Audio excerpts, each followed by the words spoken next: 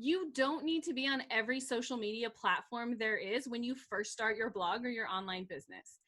It is important to reserve your name on all of them, but you don't need to have an active presence on every single one.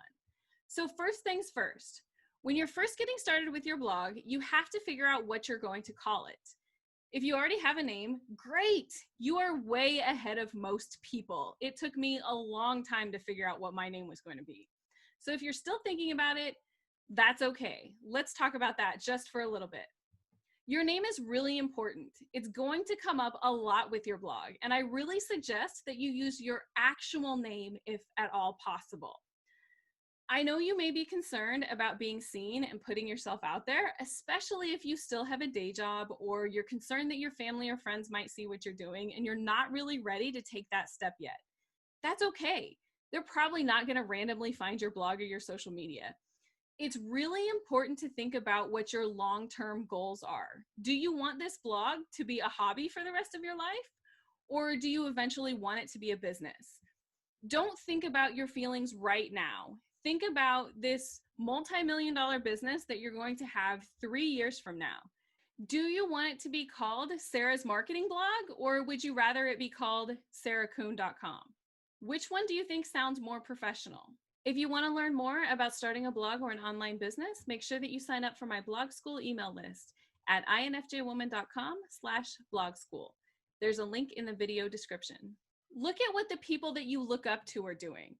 I love taking my cues from people who are already doing what I want to do, who already have a business that's a lot like the business that I want to build. I look at people like Evan Carmichael and Kathy Heller and see what they do. They use their names in their websites and their social media, in their branding. That's part of their branding and their selling point. The disadvantage to using your name is that you'll be seen right away, or you have that option of being seen. There's that opportunity out there. But the advantage is that you can do anything that you want with your name. You can write a blog about personality types, and then you can switch to a blog about blogging. And then later you can switch to a blog about being vegan. Having your own personal name doesn't limit what your blog can be about. If you start with a name like INFJ Woman, like I did, it's difficult to talk about blogging and being vegan. Learn from my mistakes. The worst thing that you can do is have a name that says what you do. If your blog is about marketing and you call it Marketing Tricks, then later, if you want to shift to building websites or selling canoes, it's a lot more challenging to do that. All of the work that you put into building your brand will have to be redone. You may have to start over completely from the beginning. Okay, so you have your name, you know what it's going to be. Now, what social media should you be on? That was our original question, right? Wait, there's one more thing to think about first. Who's your ideal customer? Who are you talking to? I'll give you a big hint. A lot of people spend a lot of time trying to figure this out, and it's super, super simple. Your ideal customer is a past version of you. You had a problem in the past, and you figured it out. You can help other people who have that same problem figure their problem out, and hopefully you'll figure it out for them a whole lot easier and a whole lot faster. You went through some serious emotional pain and you know how to get out of it. So it's your mission to help other people get out of that same emotional pain. So your ideal customer is a past version of you, the you that you were when you were at the height of that emotional pain. It's important to be really, really specific when you're thinking about your ideal customer. So you can answer questions like, what social media should I be on? The answer is in your ideal customer. So get really specific. Who were you when you were at the height of your worst emotional pain?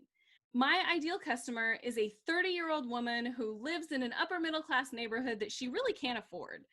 She drinks Starbucks every morning in an effort to soothe her deep emotional pain. She doesn't really have a lot of friends, but she spends a lot of time on Facebook and Instagram connecting with her friends who don't live close to her. Bingo! What social media should I be on? Wind that back. She spends a lot of time on Facebook and Instagram. That's where you should start, right there. What social media do you use in your spare time? That's where you should be. Now you should reserve your name on every social media platform that you can. And this is really, really, really important. they should all be the same. Think about this. Someone asked you, where do I find you? What do you say?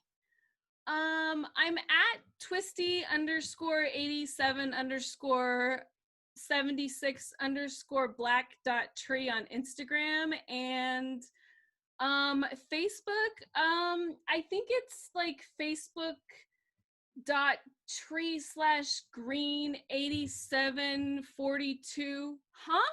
What? Wouldn't it be a whole lot easier if you could just say at INFJWoman on Facebook and Instagram? That's so much easier. You can't always get your name. It may need to be at by Sarah Kuhn or at the Sarah Kuhn or something like that. As long as they're all the same, that's all that matters. And try really hard to make sure that your domain name is the same as well.